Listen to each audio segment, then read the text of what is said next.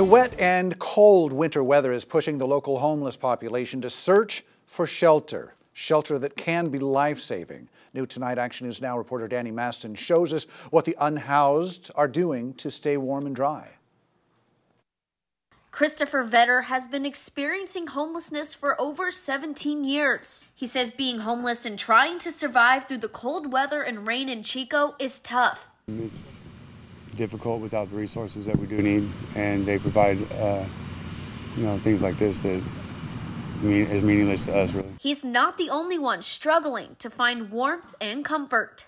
I'm doing my best. There's been some cold days, definitely stuck in the rain, but it's easier when it's summertime. Vetter lives in a tent over at Depot Park, which is right next to the warming center that was set up by the city. But he tells me he only likes to go in there occasionally to warm up his feet, as the warming center doesn't always provide consistent heat. Every day they shut it down.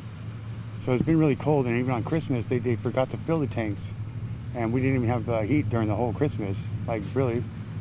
And it was really a bummer because the coldest place in Chico was the warming center in Depot. As of December 21st, the tourist shelter had 27 open beds, and the Jesus Center had 11 open beds on the men's side and 2 on the women's. I counted about 15 people who are currently staying here inside of the warming center, and many are still choosing to camp here outside of City Hall. I asked some of the homeless why they don't want to go to the warming center or to a shelter. We don't want to feel like we're controlled. We just want a place to come and be warm. Vetter tells me he feels controlled because of the armed guard that is on duty whenever the warming center is open. They try and pressure us into, living the way we're supposed to now live with their standards. Reporting in Chico, Danny Maston, Action News Now coverage you can count on.